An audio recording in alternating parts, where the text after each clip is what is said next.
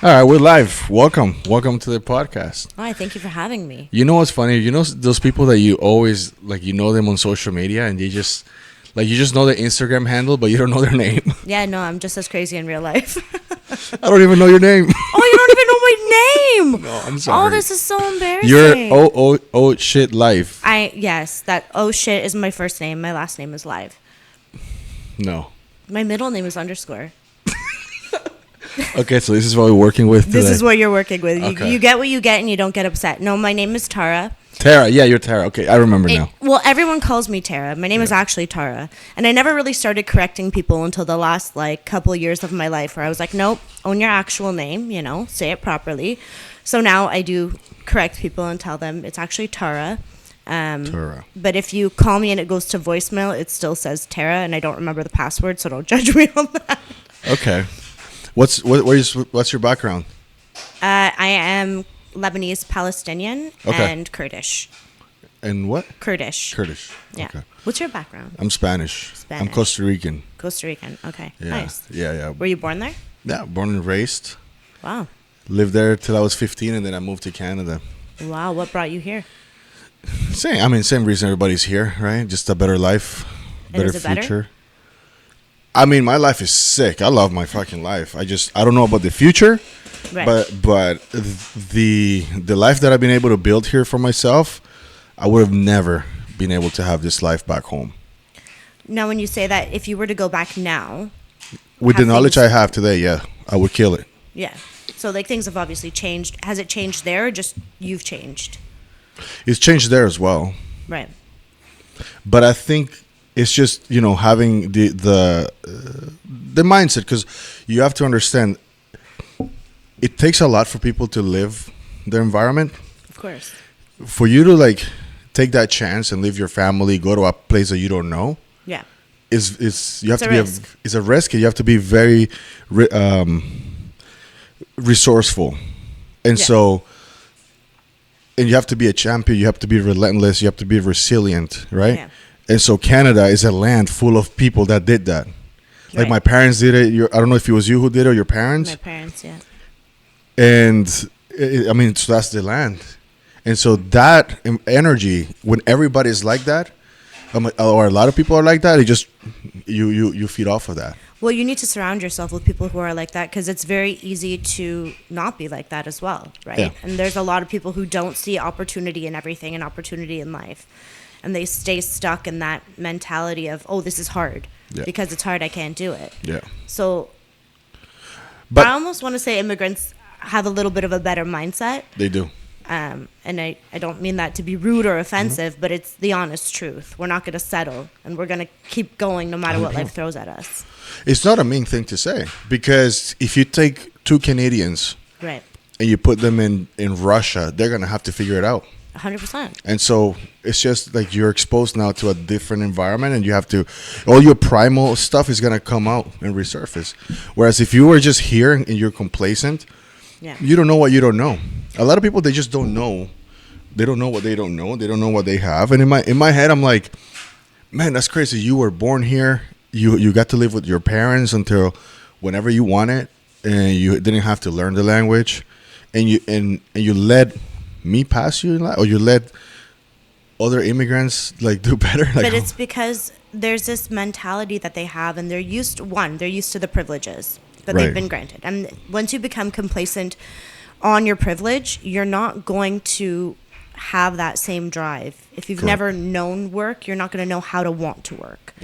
But the other thing is, when they see us passing them in life, there's almost a sense of arrogance where they think that oh, it's because the government's helping you, or oh, it's it can't be you that's doing it. Right. A lot of people have that negative view on us, and I've heard it growing up. And I think for me, the differences between you and I is I'm from here, right? It's I was born here, and I had to struggle just in the simple sense that I have an ethnic background, Right.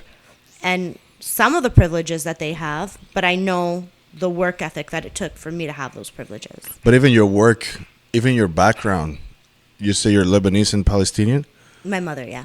Yeah. So that's even that culture is a very resilient culture. They don't 100%. get knocked down. No, they definitely And if you're don't. the first or like the second generation, you still have. Yeah. I feel like it's the third and fourth which starts to water down. Yeah.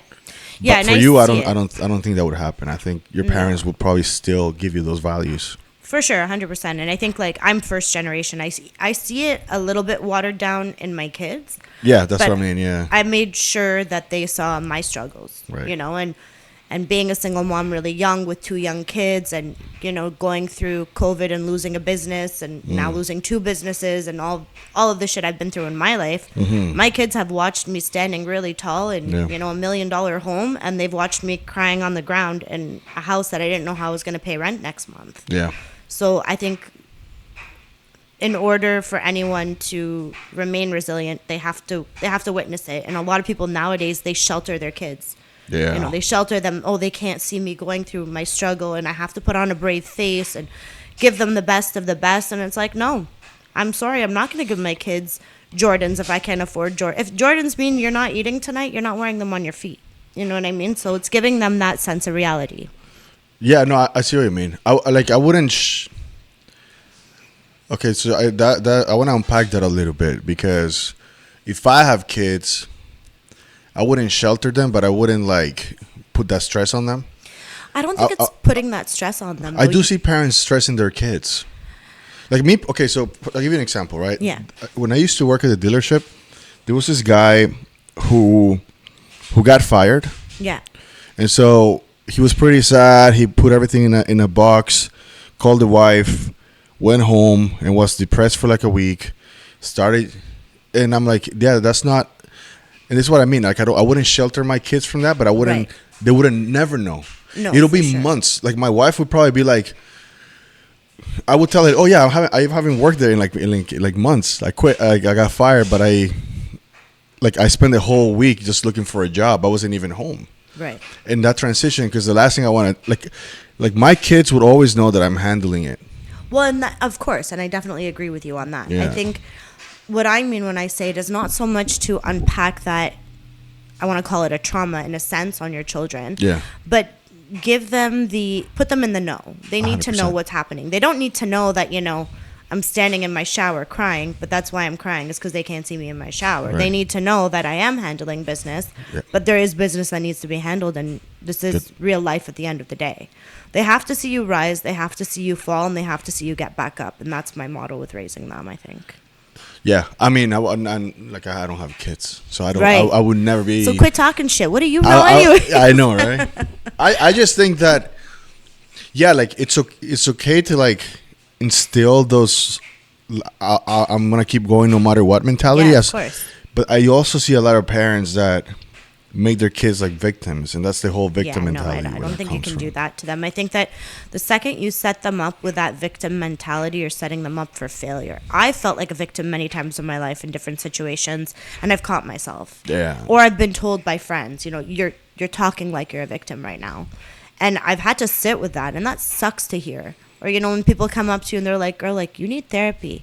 You know how hard it is to hear that? Because that's like a slap in the face, but the reality is they're telling you out of a place of love.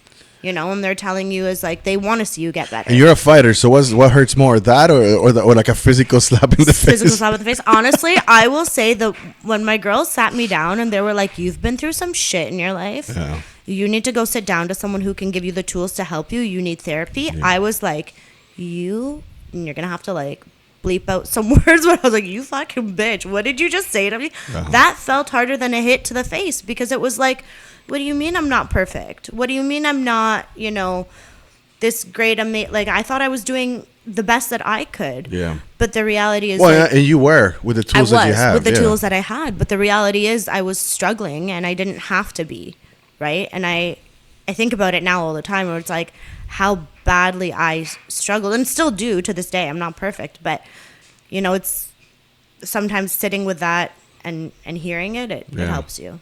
And getting hit in the face, too. And getting hit in the face. Yeah, which we'll get to that in a bit. Have you ever done that to somebody? Hit them in the face? Like, metaphorically? Like, you need therapy, you need this, you should talk to someone. Yeah. You're bitching, you're a victim, I can't... I mean, not in those words. Mm-hmm. I'm definitely a realist. Some of my friends love me for it. A lot of them hate me for it at the same time, because I will say what I think. And again, it hurts to hear sometimes. Yeah. I never mean anything maliciously. It always comes out of a place of love. But it's just how that person hears it at that point in time. And there have definitely been times where my girls have pulled me to the side and, what do you mean when you say that to me? And I've had to explain myself. And I think that comes with the territory of having a smart mouth and not willing to sugarcoat things, So. Also, too, your pain tolerance is probably a lot higher. And Yeah. so we tend to think that people are like us. And sometimes it's like, yeah, not everybody's like us. Yeah, I'm not. I struggle with that for a very long time. Yeah. To think that other people could figure things out like I did. But then I'm like, yeah, no, not everybody's not everybody's like me. Not everybody could Exactly. deal with that stress or work with so many days in a row with no days off, or deal with those panic attacks that I dealt with. And it's just like, oh shit. Well, and that's the thing. Like, even goes back to this conversation in general. How many times did I message you being like, hey, I want to chat? And then be like, no, I can't do it. And I always came back to me thinking like, how protective am I of the stories that I'm willing to tell? And how am I going to tell certain stories about my life and the things that have happened? Yeah, I did feel that way. It's like you wanted to speak, but then you were holding back. Because there's a fear. I still do. I mean, I'm not going to lie. I feel like tomorrow you're going to message me like, oh, don't share it. No, I don't take think it so. off. No, I don't think so. Because I think that now I'm confident in the ways that I'm willing to share it. Yeah. And the problem with, opening up about certain aspects of your life, especially as a mother, is like it doesn't just affect me. It affects my children. So varying on what I'm willing to tell, there are other people involved in the story that I'm telling about what's happened. I hate to call it story because that makes it sound fake, but like the parts of my life that I'm willing to share, I'll say. And I just don't ever want that to fall back on anybody negatively. Yeah. But I think that I'm confident in the way that I'm willing to express myself now and not as scared. What is like the biggest story, or like the one that made the biggest impact in who you are today? I think that I don't think I can pinpoint one specific event that made me who I but am. what do I need to know about your story that would make me understand your personality, who you are today? Oh, God. I think I was always bullied. I was always bullied. As a kid, I was bullied.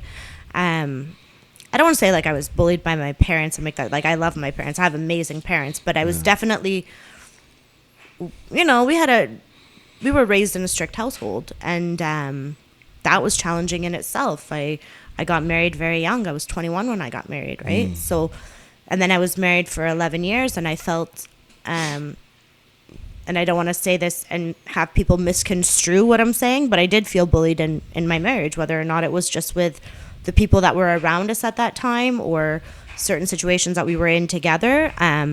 You feel bullied, you said? Yeah, of course. Like, I think that was something that I felt my entire upbringing up until even now, right? And maybe that's why I choose the sports that I choose, because it gives me a chance to sort of get that frustration and aggression and almost a sense of, I don't want to say rage, because it's not about that in the sport, but that just like lets me release that whatever I've been holding in, for all these years. And also control.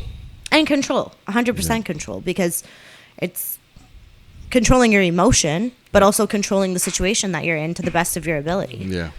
But Yeah, I agree. I think the sport of martial arts, it does that for a lot of people. Oh, for I mean, sure. at the gym, like I would say, like a good percentage is broken.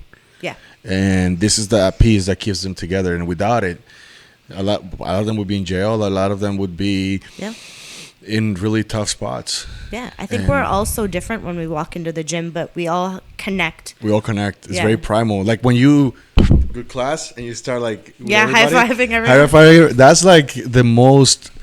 I drive home after a good class, and you could cut me off in traffic. You could slap me in the face. Yeah. Well, I don't know about slapping me in the face, but you can cut me off in traffic, and you can be an idiot. I'm just like, I'm in such a good mood.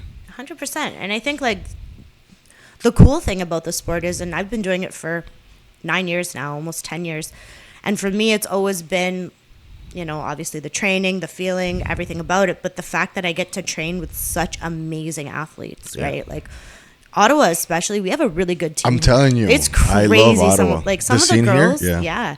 the girls, the guys, especially, but like I'll sit there and think to myself, like, I'm just a baby in this sport. Yeah. No matter what I've done up until this point, but these girls, I look up to them, and they have so much knowledge, and yet they're so humbled. They're very humble. They're still learning too, right? So it's a cool environment. Yeah, I love Ottawa, and actually, just so you know, I work from home.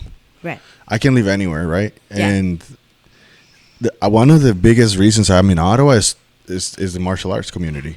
Right. And I'm a hobbyist. Like I'll train, but I'm not a fighter. Like a lot of people, this is their life. Yeah. But for me, it's a big enough hobby that it makes sense for me to live here. Right. Some of my best friends come from that environment. Yeah. And it's the realest people. Oh, 100%. It's real people. Yeah. And I think that I love when you watch people unpack their shit at the door. They leave their day at the door. They come and they put a smile on just because you're there. And I had this conversation when I was chatting with Pauline, and she was saying it too. It's just like, leave your shit in your shoes and get down to business, and everyone's just having a good time. Yeah. So. Yeah. I love it. There's no feeling like it. I wish everybody had that feeling. Yeah. And look, right now everybody's dopamine with their phones. Right. But when you finish class, you have endorphins. It's a different chemical. It's a different feeling. And it's actually 10 times better, in my opinion. Yeah. And the more you do it, the more like addicted you get to it. Yeah. But that's a chemical that you have to earn. You earn it by running. You earn it by working out. And so you create this like positive feedback loop. It's like, I train, I get to feel this great. I train, I get to feel this great. Yeah. Right? It's actually, I learned about that with my dog when I was showing her how to catch the ball. Right. At first, she wasn't getting it, but then I read Cesar Millan. It's like they have to get the concept of running, and they have to start feeling those endorphins, I guess, from running. Yeah. And I saw it. I saw her like starting to like it, and putting two and two together of like, if I run, I'm gonna feel this way. And now all she wants to do is run and catch the ball. It's amazing. And and I feel it for sure. Yeah, I think it goes for everybody, animals, humans, everything. You thrive in environments that push you to succeed, and you have to surround yourself with those types of people. Otherwise, you're never going to want to do it. No, correct. And it doesn't matter if you are worth $1 billion. You're there, and it's just there's no cheating. You cannot buy a black belt. No, you cannot buy a hard sparring session with a Mark Holtz or like somebody who's like freaking ninja. Yeah. In Ottawa has like.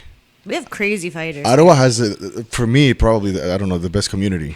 Yeah. I don't know. And I mean, again, this was, I don't want to start drama and shit. We're biased because it's our community, I think. If it wasn't our community, we wouldn't be as well, biased. I'm from Toronto. Like, I live in Toronto, and I moved to Ottawa 5 years ago. Okay. And Toronto is nice. I mean, there's talented people everywhere. Right. But the Toronto culture itself is a little bit more of like a one-upper culture. Yeah.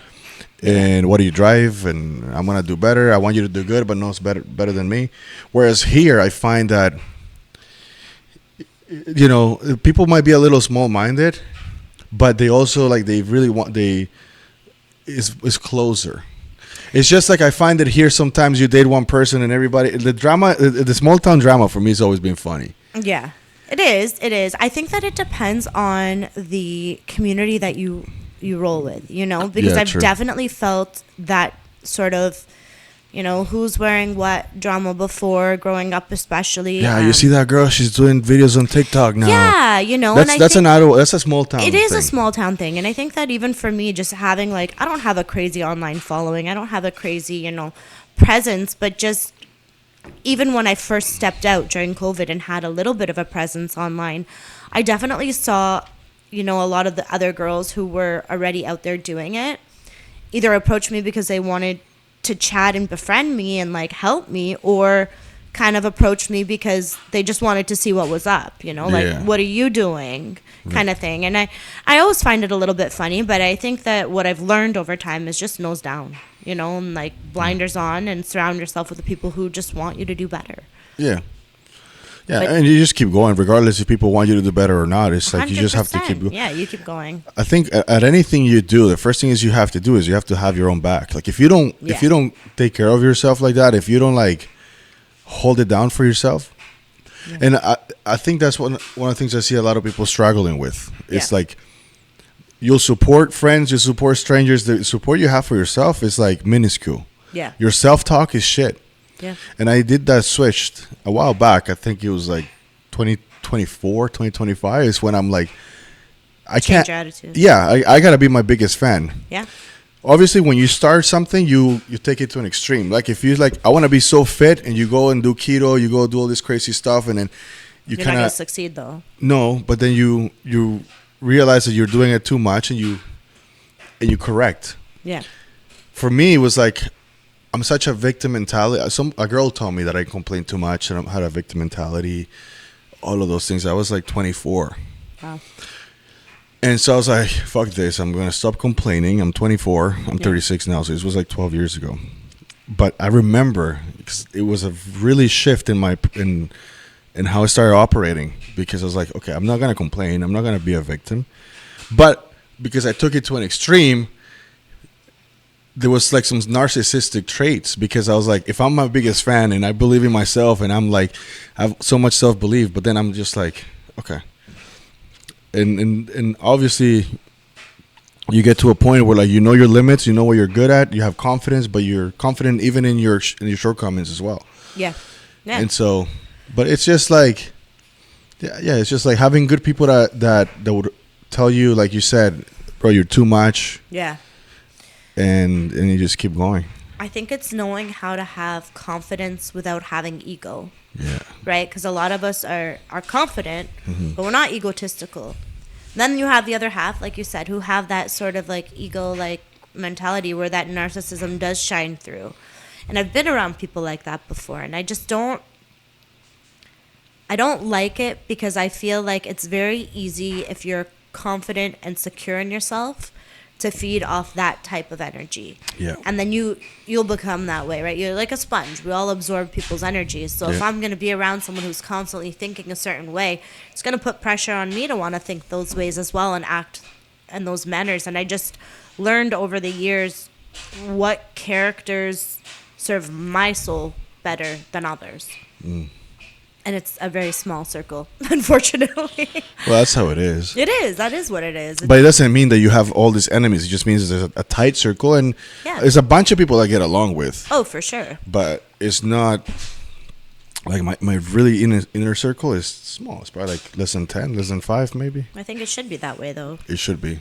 Yeah. Be kind with everybody, be cordial with everybody, but at the same time, keep your shit. Yeah. Keep your shit to yourself. Yeah. What would you tell that 21-year-old girl? Don't get married. Okay, so that was a big. It sounds like you said it a few times. So Yeah, no, I think, you know what? I don't want to talk negatively about my marriage in itself. I Yeah. have 2 beautiful children that came from it, and my ex-husband and I were great friends now. Have we always been great friends? No. And will we always be great friends? I don't know. It's dependent on the day. And that's not, to knock him down, but that's the reality of relationships and post-relationships and co-parenting. And you're not always going to see eye to eye with somebody. yeah, But as a 20-year-old, young woman, I'll say, getting married, I think that because I had such a strict upbringing, I had a very jaded view on life. And I went from one household immediately to another, where I didn't honestly really even know how to wipe my own ass at that point in time, Yeah. right? Like, I had to learn how to be a woman, how to manage a home, and when we first got married, we were living with his family. So it was this whole, learning how to be all these things, but also being watched while you're learning how to be all these things. And now I'm learning how to do it their way and his mother's way, which nothing wrong with that, but I was used to my mom's way. And but isn't that how it's usually been up until people starting with careers and stuff? I think so, yes. I mean, Was there a big age difference? no. Okay. No, there wasn't. Again, like, we were both really young. So he was only about a year and a half, Okay. almost 2 years older. And at that time when we were growing up, like, that marriage was the thing to do. And it's funny because I look at a lot of my friends that got married around that time and they're all getting divorced now anyways. So I feel like I was the first to get married. I was the first to get divorced. And like clockwork, everyone else is just following suit. So I don't know if it was like a trend at the time, if we felt pressure because of our ethnic backgrounds, culture played a role, something played a role into the environment that I was in, and that's Do you just think what we were something's doing. played a role in people getting married, or you think something's playing a role into people getting divorced now? I think both. I think that we rushed into things thinking that we were making the right decision, and I can't speak for everybody, but I also think that once we realized that, we developed a mentality of, I don't have to do this if it's not serving me. And one of the coaches at my gym said this, and I'll never forget it, is everything has an expiry date. Yeah. You know what I mean? So I think that for a lot of us, our parents stayed together for many years because they were taught that that's what they had to do. And we've learned over time that, there's a lot that we don't have to put up with anymore and that we shouldn't have to put up with. And I think that that's why a lot of people are choosing to walk away. There's the other half of it where people will tell you we're just giving up too easily, and I got that. Yeah, that's kind of where I lean sometimes. Yeah, so I mean, I see both sides because I've been in a relationship where I'm miserable, yeah, and then I've seen, yeah, like I get both sides of it. and so do I, for sure. But I think that, the bottom line is if something's going to work, both parties have to want to make it work. And if one person is lacking, no matter how hard the other person tries, it's never going to work, right? So you can't, it's that love bombing, right? You can't run after somebody and be like, please, please, please, let's make this work out. Let's make this work out. And you're just looking at, the other person's looking at you like, but I'm done. Yeah. So how do you navigate a situation like that when it's already done, When they're like mentally checked They're out. mentally checked out. Yeah, you can't force anything in this life. And I think that, yes, it's disheartening and it's sad and it's frustrating. And then if you have kids, there's kids involved.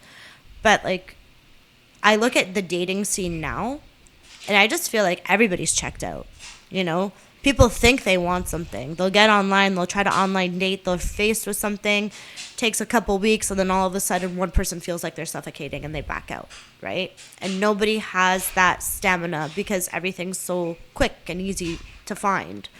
So I don't know if that old school mentality of make it work works in this day and age. It's not, but I just think that I feel bad because there's a lot of women that are, going to end up Alone. Yeah. I mean, when I'm 50, I can find somebody half my age and have my kids. Yeah. And women don't have that luxury. Well, I'll tell you, I was separated at the age of 33. And at that time, my son was barely 3 years old. He was turning 3, and my daughter was 7.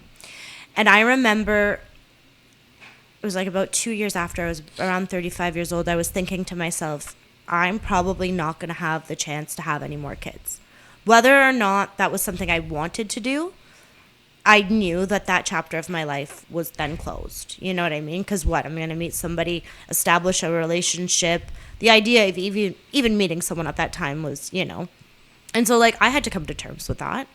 And Well, now you already have kids. I already have kids, yeah. But that doesn't mean that I, in my mind, when I separated, had closed that door on not wanting more children. I wanted that family life.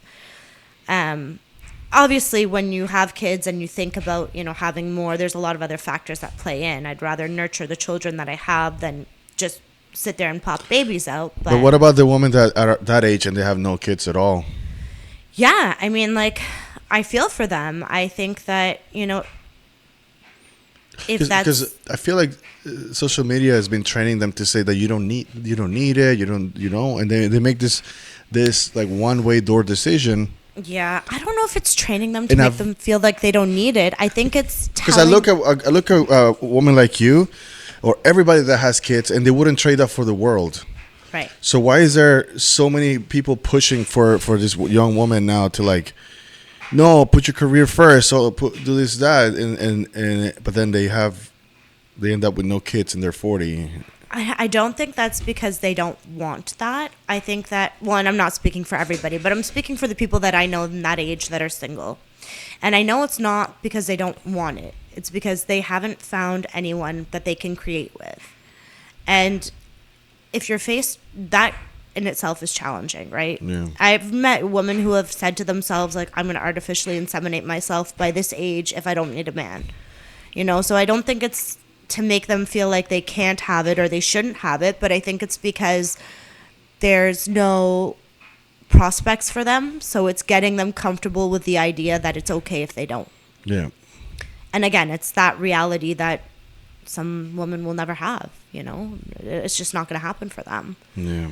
But Which is something that I find that is kind of sad, in my opinion, because they're picking up a lot of the bad habits that men had with, like, when it comes to, like, promiscuity and this, and thinking that we have the same timelines, and we don't. No, for sure. But I also look at men like yourself who are a little bit older and thinking, like, I can find somebody at the age of 50. And yes, you can. But at what age category are you then looking at? Are you looking at the 35-year-olds? Because we're not really looking at men your age. Are you looking at, the 21-year-old girls who are like, oh, yeah, he's 50. He's got money. Like, this is going to be something great. Yeah. And so it's the mentality of what you want at that age, I guess. Yeah. I'm like, I don't know. I'm 36. The girl I'm seeing, she's 31. Right. Which is a decent age difference, yeah, I it's think. good. It's great. Yeah. But I think that, again, is as long as priorities and mentalities align, you know what I mean? Because I do find a lot of women are going for it for younger guys. Like I don't know. I'm not really a cougar. I think that women are going for, and this is going to sound really bad, but just from what I've seen, to a degree, because I know that we all have our standards, but a lot of women are going for what goes for them. Okay. And it's because it's usually younger, because the older don't. I guess if an older man has success and wealth and everything, and the woman would come in with, like, all these walls and all this, trauma, whatever, from the ex-boyfriends. Yeah. And he's just like, why do I need to put up with this? Here's Jennifer, 27. She just wants to be flown to Florida for a weekend. Yeah. I don't know. I think, like, priorities matter. Independence matters. Like, I'm a very independent woman. I own my own car. I own my own house. I raise my own children. And I handle my shit on my own. So if somebody's coming into my life, expecting me to relinquish some of that independence, well, I'm not going to do it. Why not? Why not? Because I know how easily it is to become dependent on someone and then lose everything. Right? And it's, no, you have your shit, I have mine. Can we build together? 100%. I think that I'm not this crazy alpha female where I don't want an alpha male. I want that, but I want someone who's willing to respect me for my independence and want to build, not hand me everything on a silver platter. I feel like that's the future of dating. It is. There's no more unity. It's more like two separate entities. Not even a partnership anymore. Well, it can be. I think it definitely can be, but a lot of people are fearful because everybody has that. It might have an expiry date in the back of their mind. I don't have it might have an expiry date in the back of my mind. I have a how are you going to screw me over in the back of my mind. Yeah. And maybe that is the expiry date in itself. But, like, for me, I don't want to be in a relationship where I know that I'm going to end up flat on my ass if something bad happens. So. Yeah, because I think from my point of view, like, when it comes to that, I think I like to see, like, full submission from the female. But to expect that from the female, you have to be fully devoted to her. Like, so full submission in full devotion. Yeah. So it's like, I'll take care of you. I'm going to handle all the bills. I'm going to provide. Especially if we have children. Right. But I feel like everybody's just thinking for themselves, like. Yeah. I mean, you know what? It's easy to have that mentality until you have the pressure of that lifestyle. Yeah. And I'll say it in this respect. So my ex-husband and I had a very nice life. You know what I mean? Like, I had a business. I didn't have to. I had it, though, because I wanted one. There was a lot that I had that I didn't. Like, looking back now, I didn't struggle the way that I struggled leaving him. I didn't leave for a better life. I left for a harder one, but better in other ways. But I mean, at the end of the day, I saw his struggle in maintaining that lifestyle for his wife, for his 2 kids. And it does take a toll after a while. And maybe that is what kind of caused things to end up where they were, right? Do you think it's harder? What's hard? Is it harder for a man or for a woman to start over? I guess I'm biased because I'm a woman. I don't think it's hard to start over. I think what makes it challenging is your mental state when you are starting over. If you have a strong foundation, if you're, when I left, I was headstrong. I'm like, I'm not going to let anything get in my way. This is the life I want to have. Yeah. But that doesn't mean that it just came easily. So, I mean, if you're proud, and I think most men are a little proud, which might make it harder for them. I didn't front, like I drove a car with no AC for 2 years until I could afford to buy a new one. Yeah. My kids still talk about like Sheila the Batmobile. That's what we called it. We had the windows were down and like plus 40 weather, and we're sweating buckets, and it was every car ride you got ice cream because I felt bad, but I wasn't so proud that I wasn't going to do that. I wasn't going to put myself further in the hole knowing that my goal was to get forward. Yeah. Men, no. They'll finance that, BMW with the, orange interior, and they'll do it up just to say that they did it and they're doing great. But the reality is they're buried under bills and debt. And I think that because of that, it's harder for men. But, I mean... What do you think about the saying that women have life on easy mode? Women have what? Life on easy mode. Life on easy mode? No, I don't think so. No. I've never heard that before. Do you think tomorrow you could have a house and a free car and everything provided for you if you choose anybody to, like, if you really wanted to? I mean, if I wasn't as mouthy with men as I am, I probably could. I could have had that a long time ago. So that's what that means. Yeah, I mean, like for men, they have to really earn it. Yeah, and there is also a lot less freedom to fuck up. Like for men, it's like you have so much pressure. You have the burden of performance. Right. You really have to become like women. See, men don't have value when they're born. They have to create value. Women have all the value when they're born, and they just have to preserve it. And that's the difference between the two. And that's what I mean is when you say like life on easy mode. Well, that preservation though is not easy because you're gonna have to show up looking a certain way. You're gonna have to show up speaking a certain way. Do you think promiscuity ruins that preservation? Definitely to a degree, but I also think that it's the mentality on who you are in general. Like, if you have an image that you put out, maintaining that image is damn hard. And there's going to be days where you're not going to be able to maintain it. And then what? Promiscuity, like it will, I mean, that depends how you look at it. Because there's a lot of promiscuous men, and does it devalue them? Yeah, but it's different. We're different. Yeah, but see, you'll say that. But because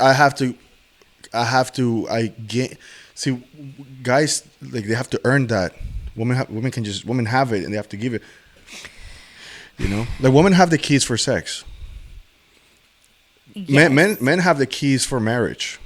Right. So for me, like if I was an easy man, I'll propose to the first girl that gives me attention. Right. Right. If I was an easy woman, I'll sleep with the first guy who gives me attention. Right. Right. I don't know though, because it depends on your view. So say you're not.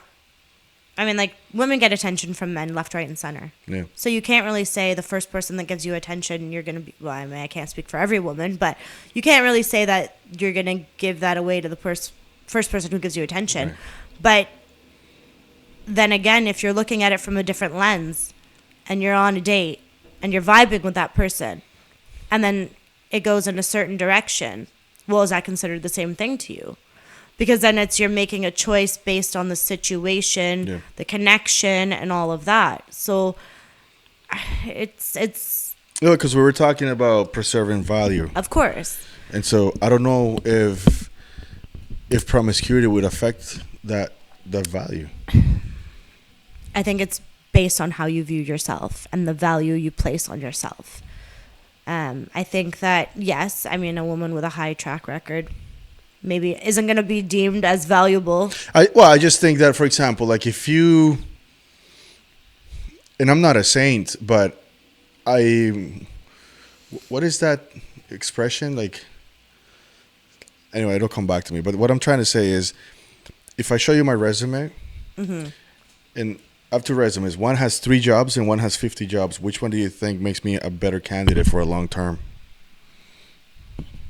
Well, I mean, if we're basing it on experience, then the one with 50 jobs would obviously propel you. But you don't last. That's actually worse. Well, you're jumping from place to place. Yeah. So like, I think the way I think is like, okay, if I say it really, really dirty, be like, if you've seen 80 dicks, I'm gonna have to be delusional to think that mine is gonna be the last one, and you're done, and you're gonna stop from here. Okay, so let me put it to you this way, because I've had this conversation with women before. So say I'm 38 years old. I'm just going to use myself as an example, not an example whatsoever, but just hypothetically speaking. 38 years old. Pretend I wasn't married when I was. So say from the age of 21, I was dating 1 man a year. A year. Right. And I, in this time, developed a relationship with this person. It was long lasting. From 21 to 38, 1 man a year, that's a big number. You know what I mean? But if you look at it with a different lens, well, why didn't each relationship work out? And it wasn't just like a one and done type deal. It was a legitimate relationship that had the hopes of working out, but it didn't. So then if you translate that to the women nowadays who are 35 and maybe have a high record or whatever the case may be, and they're looked at as less of a value, but, you know, is it fair to say? Like, is that a fair assumption to put on someone that they wouldn't have wanted it to work out with one of these people, or they don't have hopes for it to work out with you? Because I think the biggest thing right now is that women are, by the age of 21, they've already had more sex with different partners than the average man would their whole lives. Yeah.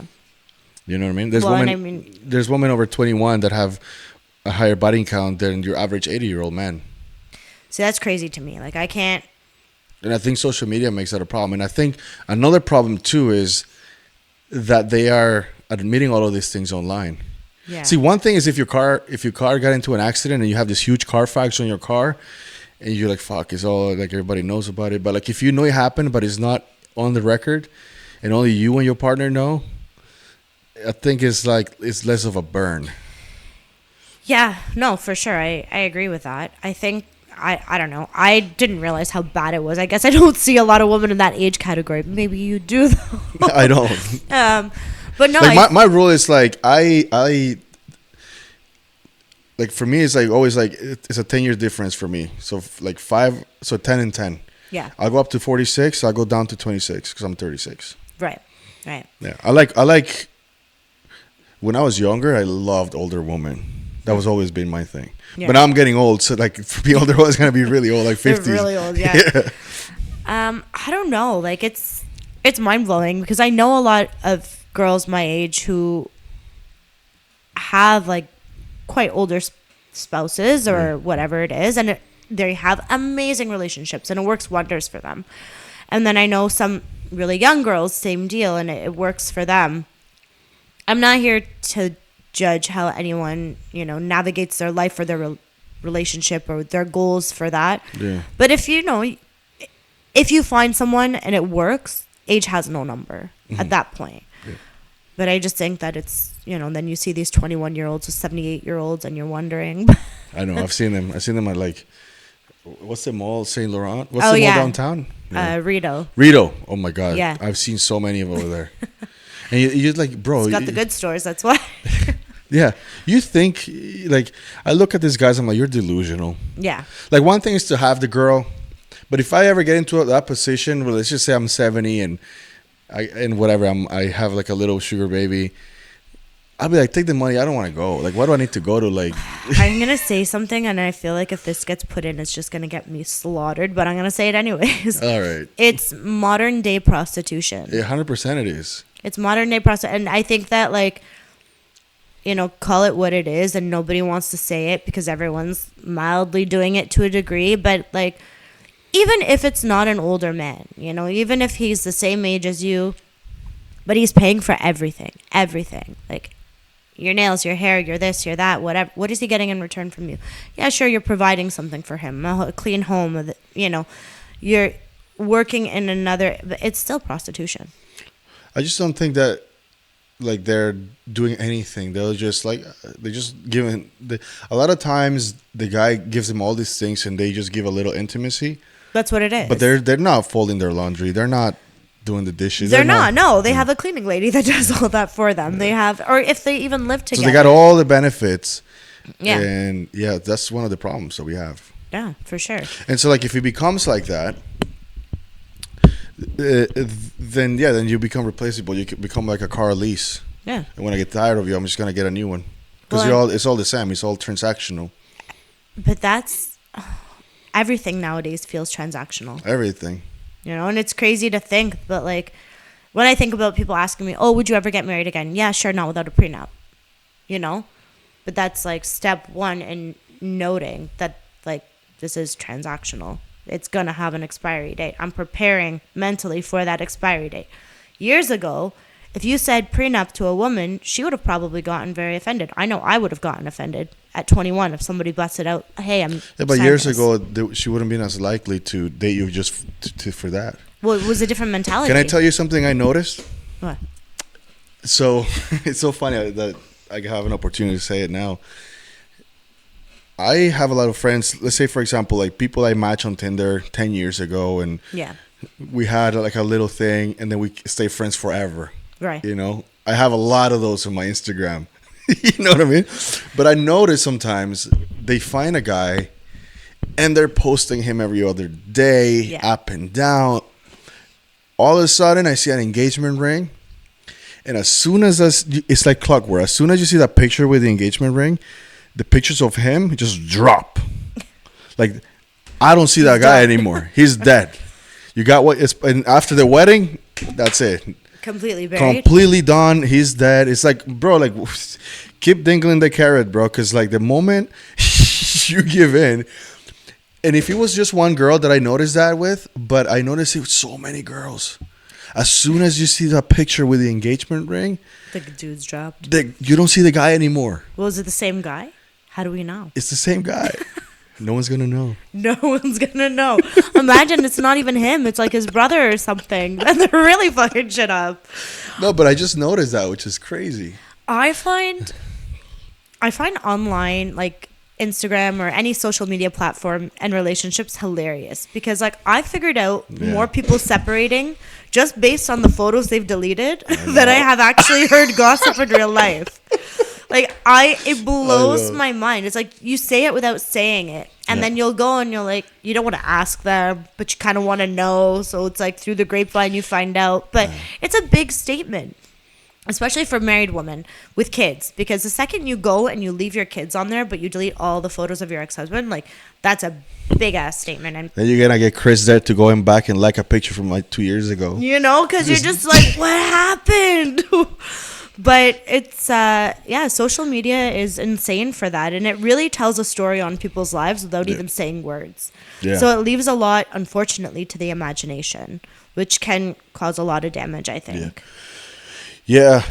I need to work on very quickly, like blaming the female. But I've talked to enough to like just be like, there's three sides of the story. There's his side, there's her side, and there's what actually happened. Yeah, the fly on the wall. Yeah, what's that? Ask the fly on the wall. Yeah. That's a good one. I'm gonna steal that one. No, you can't. But yeah, I think the whole social media.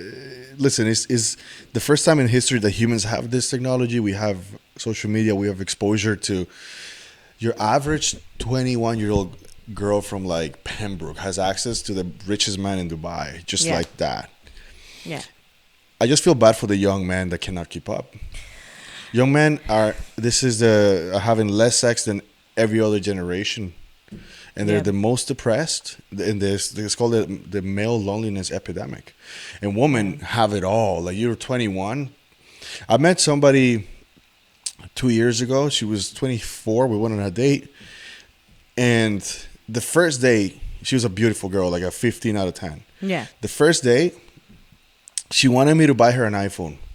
What? I was like, no. I'm like, I'll buy you an iPhone, but like, maybe like I don't know. Maybe if we start dating and it gets serious, Take but her to like the grocery store and buy her an apple. for real, like But then, yeah, 3 months later, I see her on a Rolls Royce in What? Miami. Nice. You know what the funny part is? The Rolls Royce had a handicap thing on the dash. So I'm like, this bitch is like with some 80-year-old I man. don't know. Maybe she hurt herself. You don't know. No, and like I was just like, oh damn. I've lost 2 girls to sugar daddies.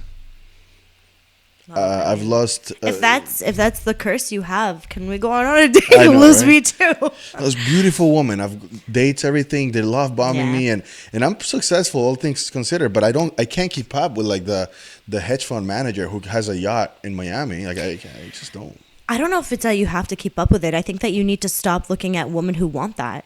You know what I mean? Like But maybe it's a lot of you're- women that want that, though. But no, it's not. It's the woman you're attracted to. If you're looking at this Barbie like girl and she, you think she's 15 out of 10, well, maybe you need to lower your standards and go for a 12 out of 10 and she won't leave you that way.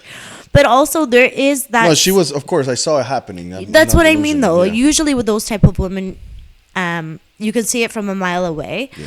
And I'm going to be a little disrespectful and not Do it. even call them women. I'm going to call them girls because that is a very juvenile mentality. Sure. And I think that, like, again, it's a little bit of a piss off for me because I've had to work so hard for the shit that I have in my life. I feel like, like you're selling yourself short. Well, last year I was talking to a girl. She was late 20s, like 29, Yeah. and she was like, well, she was making comments like she's very high maintenance. Right. That I hope that you can't afford me. So then me and my ego, I was like, to be honest with you, I can afford 3 of you, so I hope you like to share. And obviously, like I just Instagram user after that. Yeah, of course. But I'm like, what's that expectation that like I'm so expensive? It's like, okay. Yeah. I don't know. I've had a lot of men tell me like, oh, you look like you're high maintenance.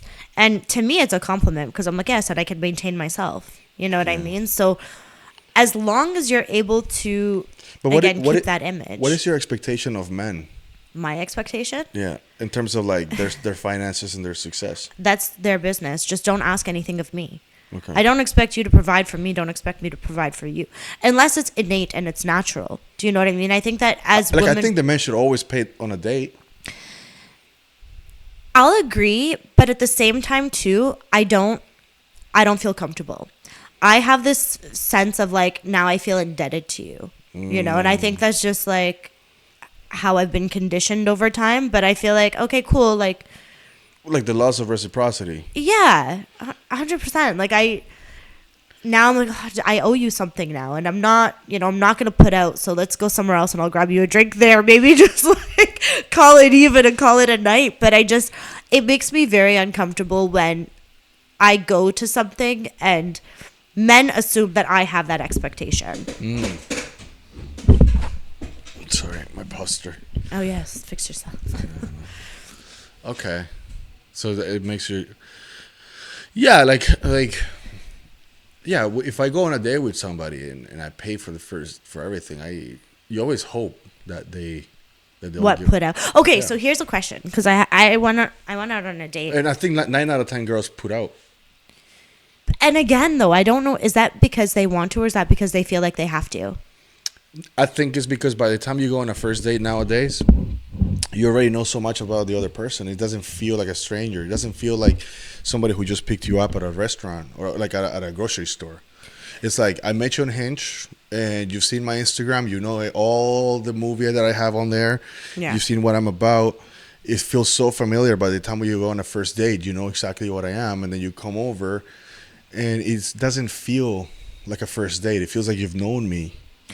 Maybe, but I think that I'd be really traumatized if somebody saw like a 3-minute reel of me and thought that they knew who I was through and through because of it. You know what I mean? Like, It's not that they know who we're you not are, getting but down to business just because you viewed my Instagram. That's But only the- 430 some posts. they're comfortable enough to know like that you're not a creep. I think that's what the biggest thing is. It's like this guy seems normal. He doesn't seem like he's a weird That's guy. where we run into the problems, because all of the ones that you think are normal, you get there and then boom, they're actually creeps at the end of the day. Like the guys, Yeah, even with the normal social media. I think so. I think that like everybody has potential for things to go like one of two ways, right?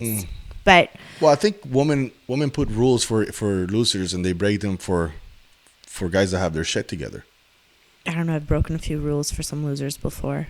But I think Yeah, but that's they're probably because alpha in some ways. that's what I mean. It's like you don't realize that they're a loser until you get to that level with them, and then you're like, oh crap, you know, like let's add another notch to the belt and move on to the next one. And that's what I mean by self-preservation too, because you think you know a person, and then you realize, you know, after sort of going down that path that you don't actually know them.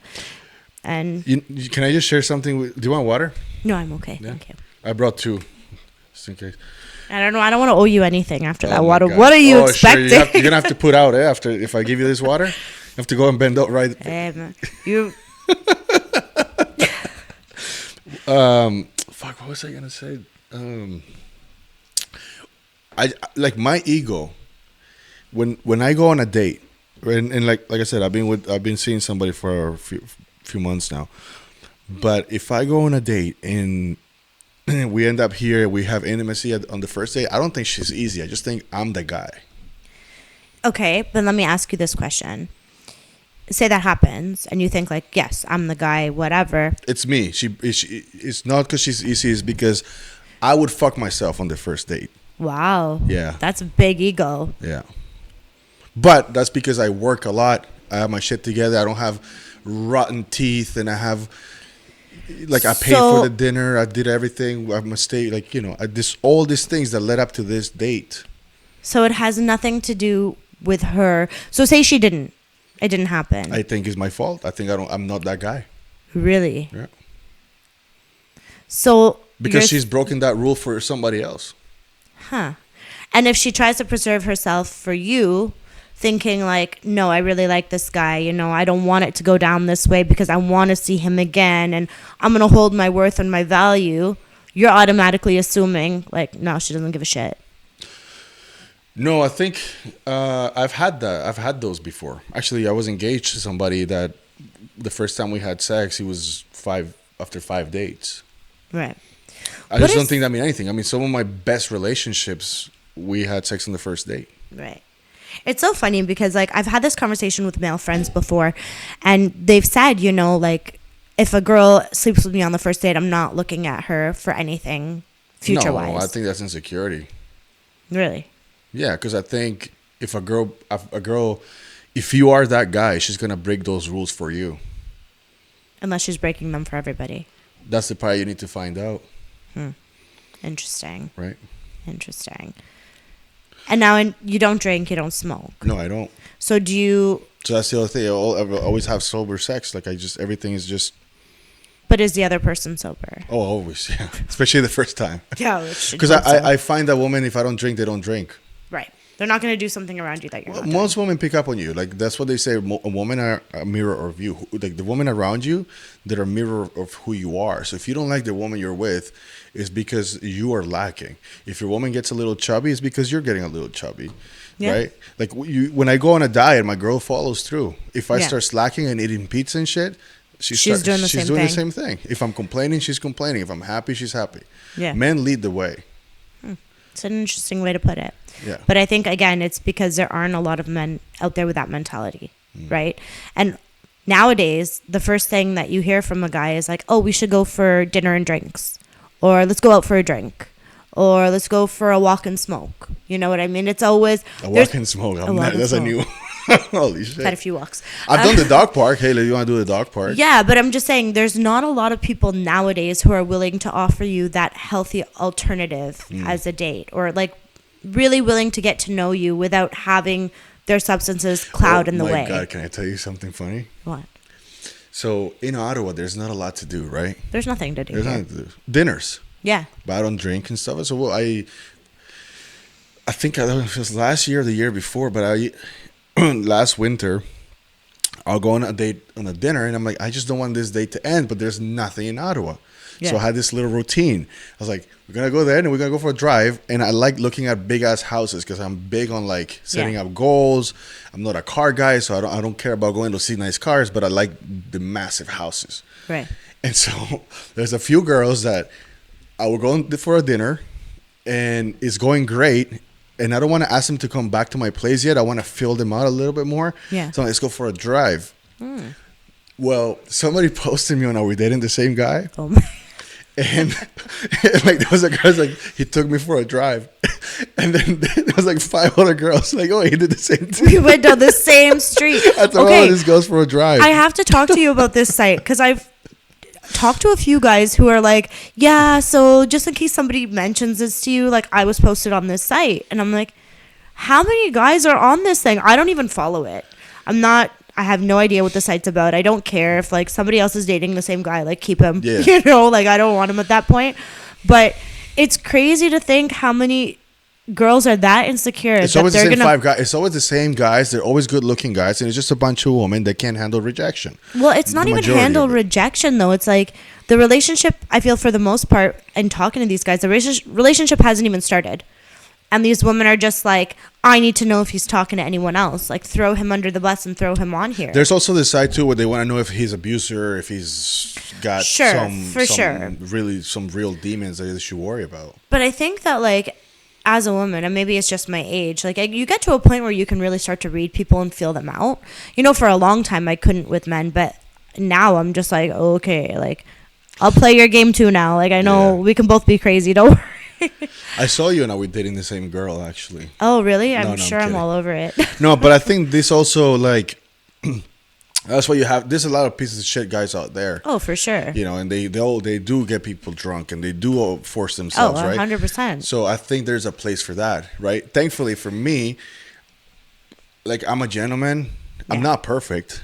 No. And I think the worst thing I've probably done is that ghost or the love, like maybe I've love bombed and then maybe I've done things where like it looks like I have more intentions, but after the intimacy, I'm like, oh, I don't really see myself with this person, and that also can happen, right? And so then let's say you stop texting them as much, so they feel some type of way, so they want to post you on there. But I think that's as bad as I've done. But for the most part, the dates I've had and everything, I'm a chill guy. Yeah. And so like when you're a good man, you're gonna have like 6 people will send you the screenshot. 5 of them are gonna have your back. You're gonna be warned and that's usually about it. The times have been posted is like Chris is a sweetheart. Like he's nothing to worry about. He's a little bit when he's single. He could be a little fuckboy.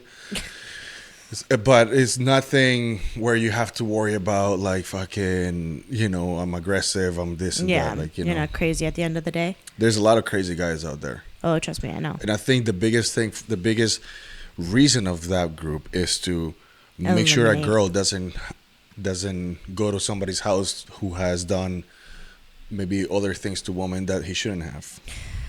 Yeah, I mean, I've definitely been in situations in my life in the last few years where I've encountered that, right? Like in the wrong place at the wrong time around the wrong people. Didn't really realize it at the beginning walking into the situation. Now, is that to say that like being in a site like that and am I researching to that degree every person I come across? No. Now I hope that I'm smart enough to read the signs beforehand. Yeah. I hope that I'm not going to walk into that type of a situation, but what would you look for? What would I look for? I don't know. I think little things like if I were to be in an environment where I am one-on-one with a male in a closed quarters, I wouldn't accept drinks, you know. True. I've learned that the hard way. I wouldn't go there intoxicated. I've learned that the hard way too.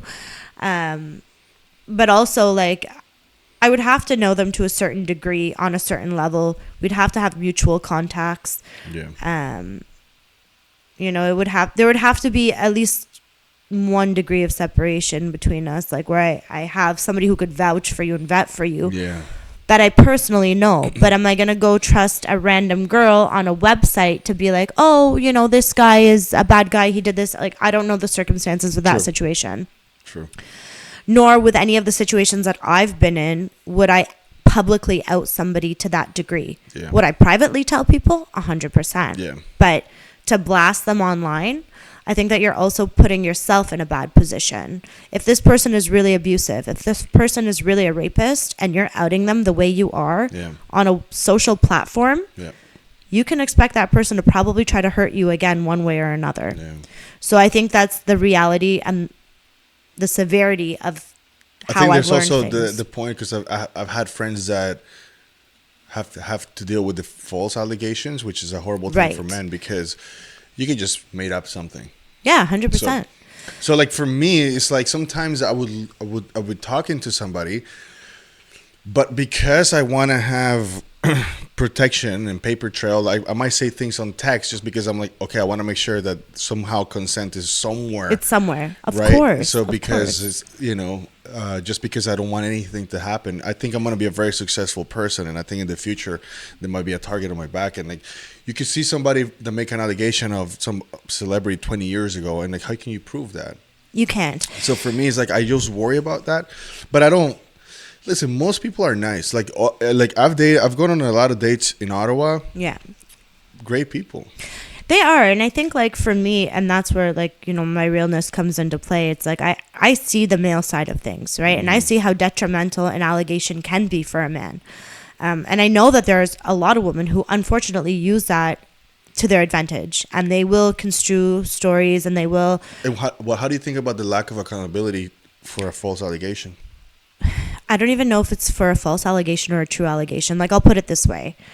I've never made allegations against someone that they didn't know I was making. I've told them to their face. And that's because those specific situations actually happened. Now, in saying that, do I take accountability for putting myself in that situation? I do. Because to me, it's like, yes, you can say no, but if you're in a specific situation where everything else in that situation looks like it could be a yes, how do I know that that person's intention was to be that malicious? There are some times where you're going to know. Yeah. But there are times where you don't know. And so I think that's where it becomes challenging for women to say anything. And just like you said, you're going to be very successful one day. Well, I plan on being successful one day too. So you can't be out there pointing the finger at people, because that also puts a target on your back, especially when you have success. I would never say something against anybody that didn't happen. But in saying that, I also will admit to all of the things that I have done, and that, you know, take my accountability in the situation, for not knowing better. Yeah. Maybe. But it's a hard one. It's a really hard one to navigate. And I think that a lot of women, either they're lying or they're telling the truth, and there's just no way around it. Well, I think the liars should have, like, I've never heard of a girl doing time for a false allegation. I've heard a lot of men. Actually, I know a guy in real life who did a year over a false allegation. Right. And then you're like, well, so if you got out and you got proven innocent, why is the girl not in jail? But I think that society, like, she will get, not, maybe she'll be socially ostracized for it, right? Like, I think so. I think she should be outed. But that's what happens. I think if you Google her name, it should say, this girl face false allegations. But that's the hard thing too. It's like, is a man actually going to admit, yes, I did this, or no, I did not? You know, like, I don't think any guy's going to be like, yeah, I sexually assaulted her. True. You know, like, it's not going to happen. And that's where it becomes challenging, when it's your word against theirs. And that's why, to me, it's like, I will take my accountability. There's pieces of shit guys out there that do fucked up shit. Yeah, for sure. And I've, like, listen, just from, like, the situations that I've been in, I will say, you know, it got to the point where I really sat with myself and I was like, okay, like, I can either go and make a statement and whatever, or I can just say I was in the wrong place at the wrong time. Don't put yourself in that place again. Yeah. If you hear of anybody, you know, trying to contact this person, warn them privately. Accuse the guy. I didn't go to the police. I didn't do anything. I went to his face And I was like, hey, by the way, fuck you. This is what you did. I don't appreciate it. And he was like, you're trying to ruin my life. No, I'm not trying to ruin your life. I'm trying to tell you to fuck off. If I was trying to ruin your life, I would have gone and had a rape kit done. But I didn't do that. I came and talked to you to your face. Now, for me, the reason why I went around things that way was because this guy was my next door neighbor. Oh, shit. Like, at that time, I could look down my street and see his house, right? So, like, what am I going to cause a commotion for? And when I was talking about the situation with people afterwards, and they were like, yeah, you were drugged. Like, what you're describing, that sounds like, I was like, but how could it be? Because, we both drank from the same bottle. Like, how is that even possible? Well, this is a drug that some people can tolerate and some people can't. And so that was my first sort of situation with anything like that, and having to realize, like, I have to navigate the situation. Why, like, I don't do anything, any of that stuff. Well, yeah, you don't want to. And I think that, like, the toll it takes on you afterwards, like, I definitely went through a period of abusing alcohol after that, because I was like, okay, well, now I have to dabble. I want to see, can I get myself to that point? Like, was it maybe that I had too much? And you're doubting yourself and you're questioning, like, maybe it was just me, maybe that day I couldn't handle my alcohol. So I would down an entire bottle of fucking vodka just to see if, like, am I blacking out? You know what I mean? Like, can I tolerate this, or is that really what happened to me? Yeah. And you're trying to replay and figure it out on your own. But yeah, ultimately the goal is to not do any of that shit, so you don't mess around or end up in that situation. Yeah. But that's not to say that, like, if a guy's a really big piece of shit, he won't lace a water bottle. Yeah, that's fucked up. But you know what I mean? And that's really what it is. Like, the drug is clear. You're not going to see it. Yeah. So it's scary out there for women, for sure. It's very scary. It's scary for both. I think everybody should have systems in place. Obviously, like, I think every girl that goes on a date should have should tell their friend this is where she's going. Locational services on. All that stuff. AirTag tell yourself. The guy. Yeah, for sure. Anybody ever AirTagged me? I think I would look like a friggin', one of those animals on those apps where they're just pinging all around. Like a Pokemon. I'd be like everywhere. And also, too, I think guys should do, like have a lot of communication, paper trail, things like that, because that way, Paper trail for men, paper trail for women, especially if you are planning on being intoxicated at any point, at least for you to revert back to your messages as a female and be like, oh, okay, well, like, I clearly made that intent. You know what I mean? True. Again, for the woman to take accountability in her own shoes, like... Woman in accountability? Yeah. You have to. Is that a thing? It is. You know what? No, maybe it's just my age group, but I find the women I'm around, we take accountability, even with each other. True. You know what I mean? Like, we'll hold each other accountable and we'll own up. But no, I think as a woman too, it's important to, if you are being flirtatious in person, you're being flirtatious through text. And that way you really get a sense of, like, did I set this up for me to know, like, I made that invitation. And when they say, like, a lot of times women should be able to wear what they want and not have to worry about men looking at. I don't agree with that. No, I don't agree with that, bro. Just like I shouldn't wear a Rolex on Somerset. Yeah, exactly. You know what I mean? It's like, there's a lot of things you don't do.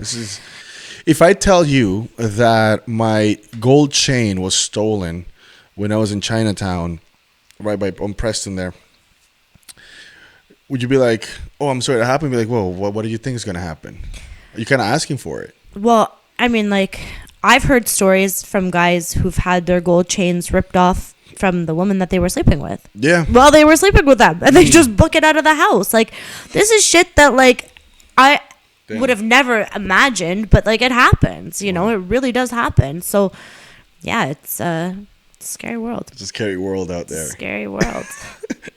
So we have to, like, have those degrees of separation, a lot of safety. Do you think the world is safer now, or is it more dangerous than before? I think it's more dangerous. And I think that every safety measure we're putting into place allots for more danger. One of my biggest pet peeves, and a lot of people argue me over this, is the alerts that we get on our phones. Because everybody in the world gets that alert. The person who kidnaps a child is getting an alert that child is now missing.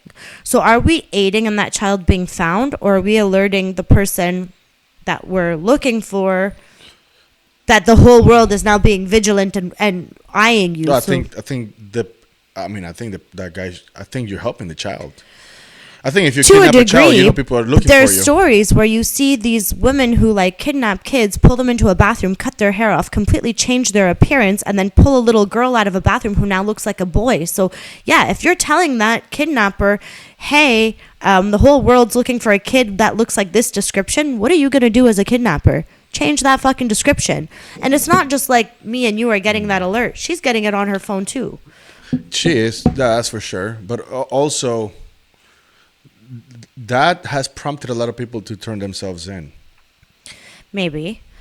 But I think it can go either way. It can go either way. I tend to think that it does more good than harm. I don't know. 'Cause I think that if you're rolling around with like a dead body in your trunk and you see that someone's looking for you, you're going to get rid of that body real quick. But true.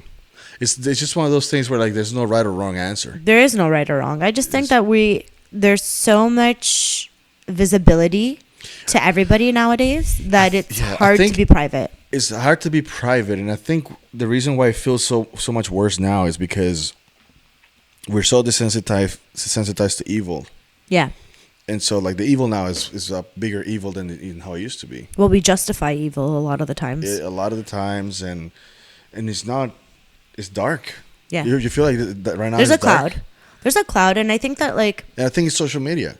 I honestly think if you go without social media, because back in the day, if something happened in Minnesota, Mail it by a horse. It took like 10 days to figure it out. something happened, you hear about it, but you don't see it. Now it's like you see it a million times. Yeah.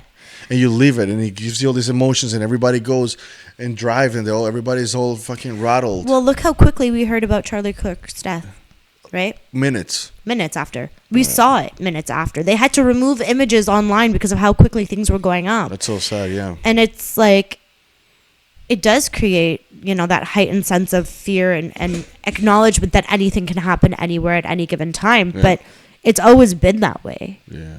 Like there's always been shootings. There's always been robberies. There's always been... But right now we see the shooting over and over and over on Instagram. Over and over. So I think the evil, it's not only more evil, but it's also 10 times more magnified. Well, it's like a drug, right? Yeah. If you take a drug consistently, in order to feel anything from it later on, you're going to have to up your dose. Yeah. So when we're constantly seeing, these horrific images, well, in order for us to actually feel it or be moved by it, heighten it, make it worse. So you see a guy in America getting shot, and then you look over to Gaza and you see like 30 babies being murdered, right? But even then, we've been seeing that for years. And as much as you feel for it, you're upset about it, you become desensitized to it. Yeah.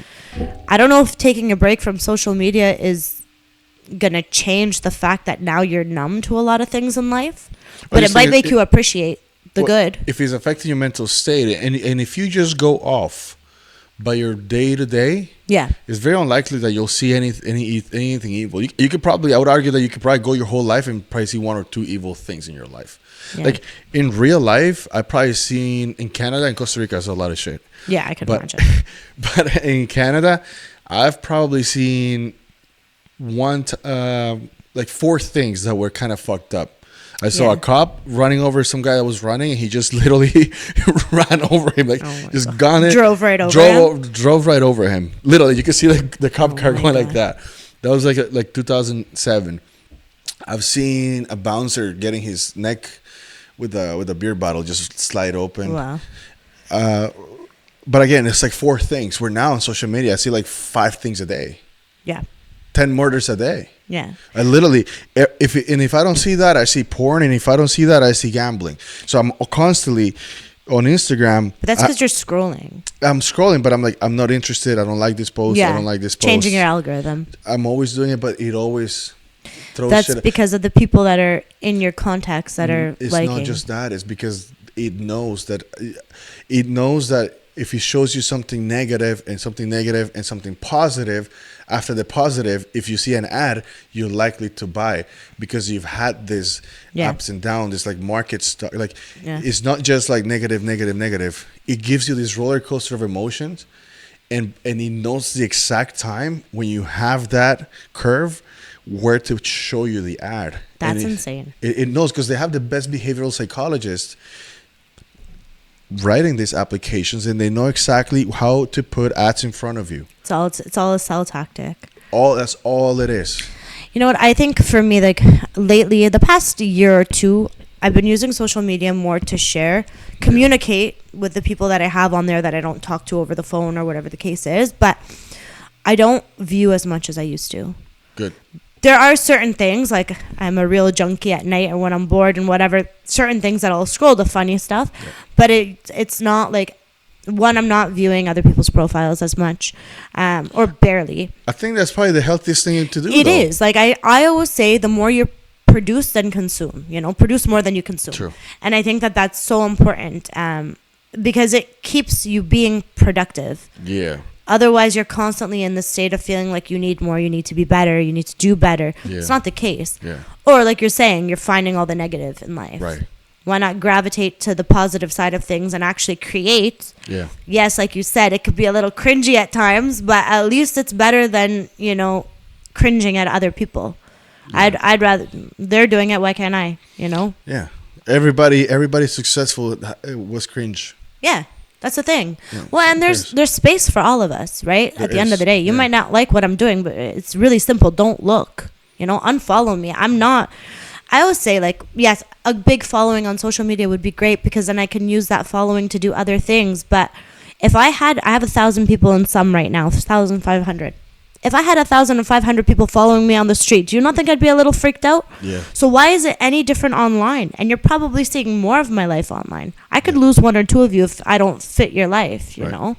But it's that you get what you get and you don't get upset attitude that I think a lot of people lack, because we're all trying to fake an image. And social media is the easiest way to fake that shit. Oh, 100%. It's crazy. Well, this was great. We should do more of this. I know. Right. Good job. What's your social media? Tell them. _live. Oh shit live. But it might be changing soon. We'll see. I've got a few things up my sleeve. So. Well, follow me, and then you can find her through my profile. Follow shit live for now, and I'll keep you posted on the other endeavors. This was great. Thank you. We should do them more often. We should. You should host one, and you should. I will. I'm gonna host one, and I'm gonna interview you for sure. Yeah, you and Pauline, right? Yeah, me and Pauline. Oh, that would be fun. Yeah. We tear you apart. I'm down. Yeah. Yeah. Okay, we're gonna plan that. All the questions you ever wanted to ask a man, yeah, you can ask me. Why are you guys so stupid? Because we came out of you. And cut. That's awesome.